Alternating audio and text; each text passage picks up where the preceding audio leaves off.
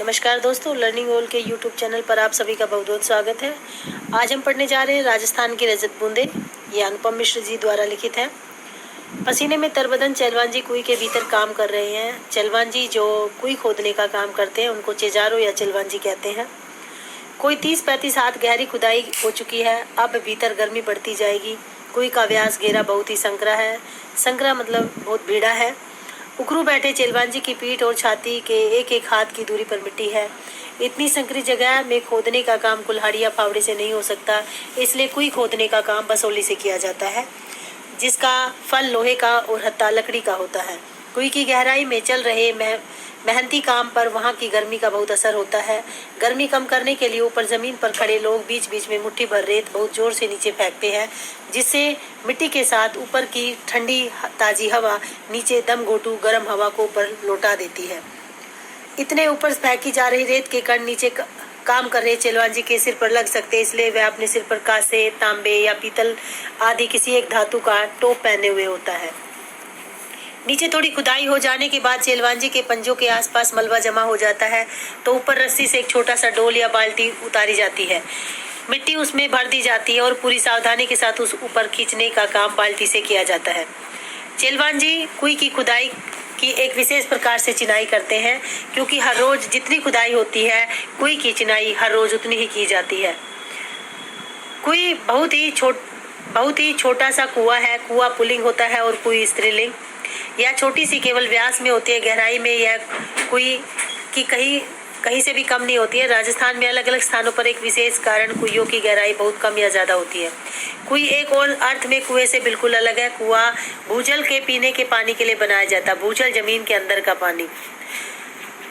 कुएं भूजल से ठीक वैसे नहीं जुड़ती जैसा कुआं जुड़ता है। कुएं वर्षा के जल को बड़े विचित्र ढंग से समेटती है, तब जब वर्षा नहीं भी होती है। यानी कुएं में न तो सतह पर बहने वाला पानी है और न ही भूजल। कुएं बरसात के दिनों में राजस्थान में रेत के कणों के द्वारा सोखे हुए पानी को पीने लायक बनाती है। ये क्या होता है कि जब राजस्थान में बरसात होती है तो वहां पर रेतीली मिट्टी होती है, बालू मिट्टी होती है, वह अपने अंदर वर्षा के पानी को सोख लेती है। लेकिन राजस्थान के कुछ स्थानों पर जैसे जैसलमेर, बाड़मेर, चूरू, ऐसे स्थानों पर जमीन के अंदर कोई 30 से 35 हाथ से लेके 50 से 60 हाथ के बीच में एक खड़िया पत्थर की पट्टी होती है, जो पानी को अपने अंदर नहीं सोख सकती। तो वर्षा का पानी जमीन के अंदर तो चला गया, लेकिन वह पानी भूजल तक नहीं पहुंच पाया। तो उसी पानी को पीने लायक बनाने के लिए इन स्थानों पर कुइयां खोदी जाती है। ऐसे क्षेत्रों में बड़े कुएं खोदते समय मिट्टी में भी परिवर्तन खड़िया पट्टी का पता चल जाता है। बड़े कुओं में भी पानी तो 150-200 हाथ में निकल आता है, पर वह प्राय खारा होता है, इसलिए पीने के काम में नहीं आ सकता। बस तब इन क्षेत्रों में कुएं बनाई जाती है। पट्टी खोजने से पीढ़ियों का अनुभव भी काम करता है। पीढ़ी दर पीढ़ी लोग ये काम करते हैं, तो उन्हें अनुभव होता है कि किस स्थान पर यह खड़िया पत्थर की पट्टी है और किस स्थान पर नहीं है। बरसात का पानी किसी क्षेत्र में एकदम बैठे नहीं तो पता चल जाता है कि वहां रेत के नीचे खड़िया पत्थर की पट्टी है। यह पट्टी वर्षा के जल को गहरे खारे भूजल तक ले जाने से रोकती है, और ऐसी स्थिति में उस क्षेत्र में वर्षा पानी भूमि की रेतीली सतह व नीचे चल रही पथरीली पट्टी के बीच में अटक कर नमी की तरह फैल जाता है। तेज पड़ने वाली गर्मी से इस नमी को भाप बनकर उड़ जाने की आशंका उठ जाती है।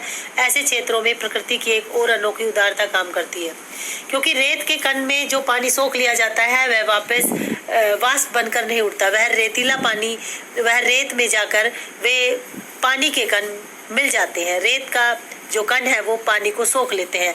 तो ऐसी स्थिति में रेतीले पानी में से जो पानी के कण है वो बाहर नहीं निकल आते। यहाँ पर बिछने रहने का संगठन भी है। मरुभूमि में रेत के कण समान रूप से बिखरे रहते हैं। यहाँ परस्पर लगाव है, इसलिए अलगाव भी है। पानी गिरने पर कण थोड़े भारी हो जाते हैं, पर अपनी जगह को नहीं छोड़ते, इसलिए मरुभूमि में धरती पर दरारें नहीं पड़ती। भीतर समाया वर्षा का जल भीतर ही बना रहता है। इस हिस्से में बरसी बूंद बूंद रेत में समा कर नमी में बदल जाती है। अब यहाँ कुएं बन जाए तो उस खाली जगह पर रेत में समाई नमी फिर बूंदों में बदल जाती है। पानी खड़िया पत्थर की पट्टी तक चला गया और अगर उन स्थानों पर कोई बना ली जाती है तो जो पानी नमी का रूप धारण किए हुए है, जब उस पर दबाव पड़ता है तो वह पानी बूंदों में बदल जाता है। जहां पर उस नमी को खाली स्थान दिखता है वह उसकी तरफ बढ़ता है और बूंदों का रूप ले लेता है, जिससे क्या होता है कि वहां आसपास की जो नमी है वह पानी में परिवर्तित हो जाती है और हर रोज इन कुइयों में 2 से 3 घड़े पानी एकत्रित हो जाता है, जो राजस्थान के खारे पानी में मीठे स्रोत का काम करता है, जिसे यहाँ के लोग पीने के लिए इस्तेमाल करते हैं। यह अमृत को पाने के लिए मरुभूमि के समाज ने खूब मंथन किया है, अपने अनुभव को व्यवहार में उतारने का पूरा एक शास्त्र विकसित किया है। इस शास्त्र ने समाज के लिए उपलब्ध पानी को 3 रूपों में बांटा है। पहला है पालर पानी। पालर पानी सीधा बरसात का पानी है जो हमें नदियाँ, तालाब, बावड़ियों से मिलता है। यहाँ आदि शब्द में भी बहुत कुछ छिपा हुआ है, उसका दूसरा विवरण आगे कहीं और मिलेगा। पानी का दूसरा रूप होता है पाताल पानी, जिसको हम भूजल भी कहते हैं। वह पानी जो जमीन के अंदर से खोद कर निकाला जाता है। जिस स्थान पर वह पानी मीठा होता है वहां पर पीने के लिए इस्तेमाल किया जाता है, लेकिन राजस्थान में यह पानी खारा होता है, इसलिए इस पानी का इस्तेमाल पीने के लिए नहीं किया जा सकता। पालर पानी और पाताल पानी के बीच में का जो तीसरा रूप है उसको बोलते हैं रेजानी पानी। धरातल में नीचे उतरा लेकिन पाताल में न मिल पाने के कारण पानी रेजानी है। वर्षा की मात्रा नापने के लिए इंच या सेंटीमीटर नहीं बल्कि रेजा शब्द का प्रयोग किया जाता है। जब हमारे आसपास वर्षा होती है तो हम ये देखते हैं इतने हाथ रेजा बारिश हुई है, तो इसीलिए इसको रेजानी पानी कहा जाता है।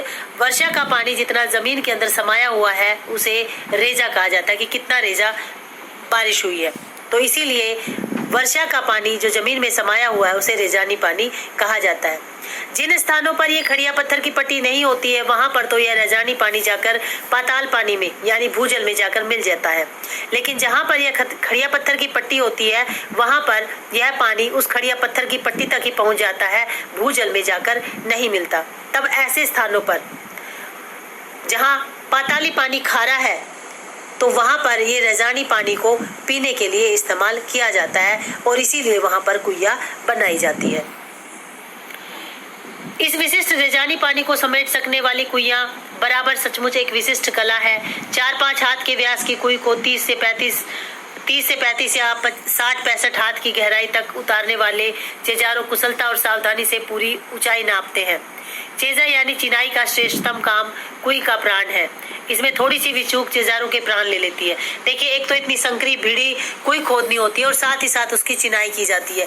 यह काम बहुत मुश्किल होता है और चेजारो इस काम में प्रवीण होते हैं, कुशल होते हैं।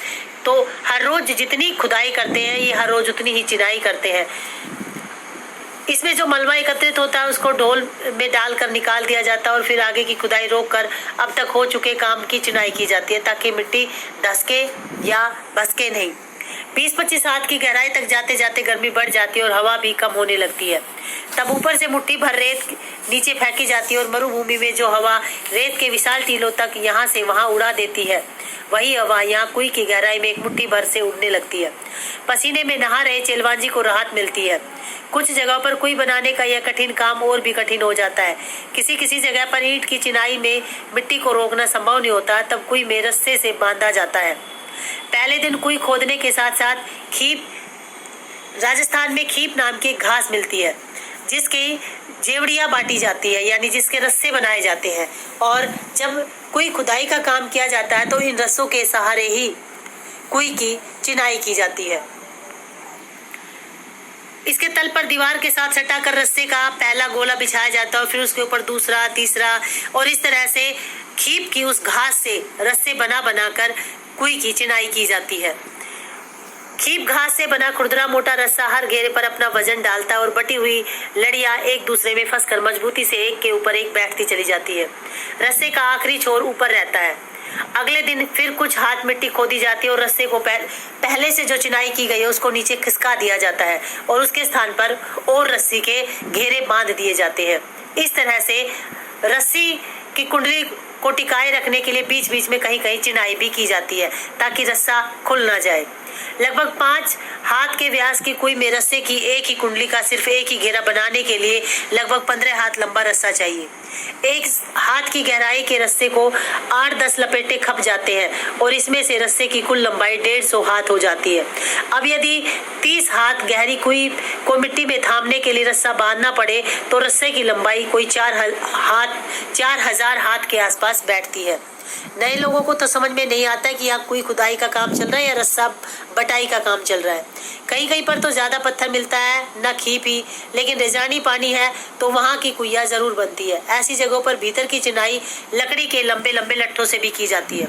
जहाँ पर खीप नाम की घास नहीं मिलती वहाँ पर लट्ठों से चिनाई की जाती है। कुई की खुदाई के बाद लट्ठों को कुई के चारों तरफ गाड़ दिया जाता है और उसको रस्सी से बांध दिया जाता है। धीरे धीरे जैसे अगले दिन की खुदाई करेंगे तो उन लट्ठों को धीरे धीरे खिसका दिया जाता है। जब तक कुई की खुदाई चलती रहती है तब तक वे लट्ठे नीचे खिसकाए जाते हैं और उनके बीच में रस्सियां बांध दी जाती है ताकि वे लट्ठे एक दूसरे में फंस जाए। लट्ठे नीचे से ऊपर के एक दूसरे में फंसाकर सीधे खड़े कर दिए जाते हैं। फिर इन्हें खीप की रस्सी से बांध दिया जाता है। कहीं कहीं पर यहाँ जहाँ पर खीप नहीं होती वहाँ पर चग की रस्सी का भी इस्तेमाल किया जाता है। यह भी एक प्रकार की घास होती है, इसलिए इसको सापड़ी भी कहते हैं। नीचे खुदाई और चिनाई का काम कर रहे चेलवाजी को मिट्टी की खूब परख रहती है। खड़िया पत्थर की पट्टी आते ही सारा काम रुक जाता है। इस क्षण नीचे की धार लग जाती है और चेजारा ऊपर आ जाते हैं, क्योंकि जहाँ पर खड़िया पत्थर की पट्टी आ जाती है कुई खोदने का कार्य केवल वहीं तक किया जाता है। कुई की सफलता यानी सजलता उत्सव का अवसर बन जाती है। जब कुई खोदने का काम बन जाता है तो राजस्थान में उत्सव मनाया जाता है। चेलवाजी का भोज कराया जाता है। चेलवाजी को विदाई के समय तरह तरह की भेंट दी जाती है और चेजारों के साथ गांव का यह संबंध उसी दिन समाप्त नहीं हो जाता। आज प्रथा का मतलब होता है कि जिस परिवार ने कोई खुदवाई है वह साल भर जो भी तीज त्योहार होंगे या उनके घर में जो भी उत्सव होंगे उस समय में चेजारों को नेक भेंट के रूप में कुछ न कुछ उपहार या नकदी देंगे। लेकिन अब ऐसा नहीं होता है। यहाँ तक कि जो साल में अनाज पैदा होता है उस अनाज का ढेर भी चेजारों के लिए अलग से निकाला जाता है। लेकिन अब ऐसा नहीं होता है। अब चेजारों से काम लेने के बदले उन्हें नकदी दे दी जाती है, उन्हें पैसे दे दिए जाते हैं और उनको साल भर के लिए नहीं बल्कि एक समय में ही उनका पूरा निपटान कर दिया जाता है। कई जगह पर चेजारों के बदले सामान्य गृहस्थ भी इस विशिष्ट कला में कुशल बन जाते हैं। जैसलमेर के अनेक गांवों में पालीवाल ब्राह्मण और मेघवाल जो अनुसूचित जाति के लोग हैं वह कुई खोदने का कार्य करते हैं। कुई का मुंह छोटा रखने में 3 बड़े कारण हैं। रेत में जमा नमी को पानी की बूंदें बहुत धीरे धीरे रिसती है। दिन भर में एक कुई मुश्किल से इतना ही पानी जमा कर पाती है, उसमें से 2-3 घड़े पानी भरे जा सकते हैं। कुई के तल पर पानी की मात्रा इतनी कम होती है कि यदि कुई का व्यास बड़ा हो जाएगा तो पानी की मात्रा फैल जाएगी, जिससे कुई में से पानी निकालना मुश्किल हो जाएगा। इसीलिए भी कुई का व्यास संकरा रखा जाता है। कई जगहों पर कुई के पानी निकालते समय छोटी बाल्टी के बदले छोटी चड़स का प्रयोग किया जाता है।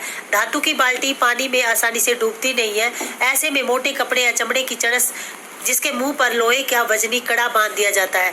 चड़स पानी में टकराता है, ऊपर का वजनी भाग नीचे जमीन में चला जाता है और उसमें से पानी भरना शुरू हो जाता है। तो ऐसे में बाल्टी की अपेक्षा अगर चड़स से पानी निकाला जाए तो चड़स में पानी भरकर निकलता है, जबकि बाल्टी में पानी थोड़ा निकलता है।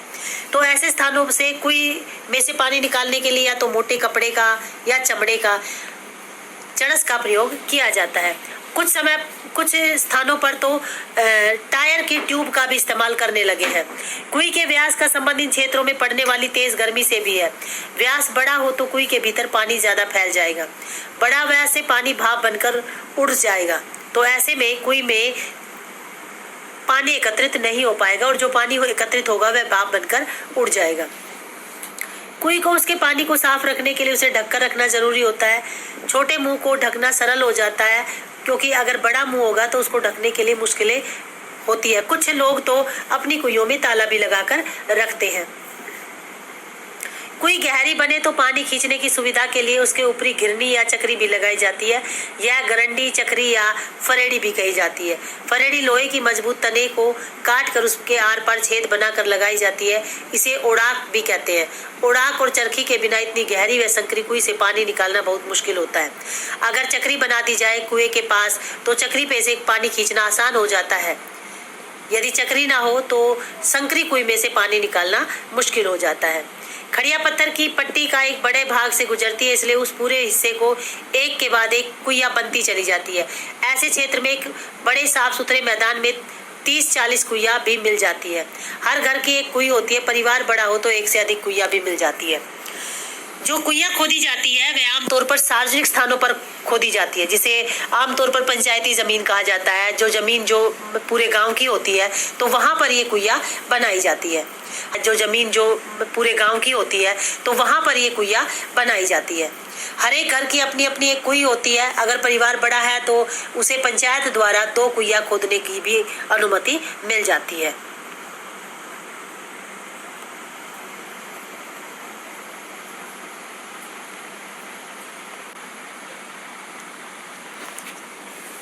वहाँ उन कुइयों में से पानी लेने का हक उनका अपना होता है।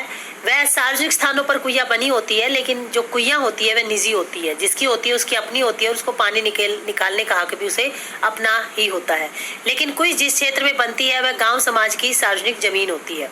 उस जगह पर बरसने वाला पानी के बाद में वर्ष भर नमी की तरह सुरक्षित रहेगा और इसी नमी से साल भर कुइयों में पानी भरता रहेगा और लोग अपने पीने के पानी का बंदोबस्त इसी तरह से करते रहते हैं। अब उस क्षेत्र में बनने वाली हर नई कुई का अर्थ होता है कि पहले से तय नमी का बंटवारा, यानी कुइयां कम है तो पानी ज्यादा निकलेगा और कुइयां अधिक है तो पानी कम होगा। अब जब भी वहां पर कोई नई कुई बनेगी तो उसमें जो अन्य कुई है उनके पानी का बंटवारा हो जाएगा, क्योंकि जो नई कुई खोदी गई है उसमें भी पानी एकत्रित होता है। इसलिए निजी होते हुए भी वहां पर सार्वजनिक क्षेत्र में बनी कुइयों पर ग्राम समाज, ग्राम पंचायत का अंकुश लगा रहता है।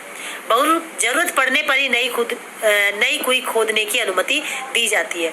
हर दिन सोने का अंडा देने वाली मुर्गी से चिर परिचित कहानी को जमीन पर उतरती है कुई, क्योंकि कुई हर रोज 2 से 3 घड़े पानी ही एकत्रित कर पाती है। इससे दिन भर में बस 2-3 घड़े पानी एकत्रित हो पाते, इसलिए प्राय पूरा गांव गोधुली बेला में कुइयों पर जाता। गोधुली बेला संध्या के समय में, क्योंकि यहाँ पर कुइयों से पानी निकालने का कार्य संध्या समय में होता है और पूरे दिन वे कुइया आराम करती है, उनमें से पानी नहीं निकाला जाता। तो पूरा गांव उन कुइयों से पीने का पानी संध्या के समय में निकालता है, जिसे गोधुली बेला भी कहा जाता है। रेत के नीचे सब जगह खड़िया की पट्टी नहीं है, इसलिए कोई भी पूरे राजस्थान में नहीं मिलेगी। राजस्थान में चूरू, बीकानेर, जैसलमेर, बाड़मेर वाले वे इलाके हैं जहां पर खड़िया पत्थर की पट्टी होती है, तो इन स्थानों पर ये कुइया खूब देखने को मिलती है। जैसलमेर के जिले में तो एक गांव खड़ेरों की ढाणी में 120 कुइया बनी हुई है। लोग इस क्षेत्र को 6 बिस्सी के नाम से भी जानते हैं। 6 बिस्सी यानी 120। कहीं कहीं इसे पार भी कहा जाता है। जैसलमेर तथा बाड़मेर के कई गांव पार के कारण ही आबाद है और इसीलिए उन गांवों के नाम भी पार पर ही रखे हैं, जैसे जानो आलो पार, सिरगू आलो पार। अलग अलग जगह पर खड़िया पट्टी अलग अलग नाम से पुकारी जाती है। कहीं है चारोली तो कहीं धादड़ो, कहीं धड़धड़ो, कहीं बिट्टूरो बलियों के नाम से भी जाना जाता है। यानी खड़िया पट्टी अलग अलग स्थान पर अलग अलग नाम से जानी जाती है और कुछ स्थान पर तो इस खड़िया पत्थर की पट्टी को खड़ी भी कहा जाता है और इस खड़ी के बल पर खाने पानी के बीच मीठा पानी देती कुइया निकलती है, क्योंकि कुई खोदने का कार्य वहीं पर किया जाता है जहां पर यह खड़िया पत्थर की पट्टी होती है। तो राजस्थान का वह इलाका जहां पर पानी की बहुत ज्यादा किल्लत है, वहां पर अगर एक खड़िया पत्थर की पट्टी होती है तो कुई के माध्यम से वो लोग अपने पीने के पानी का बंदोबस्त कर लेते हैं।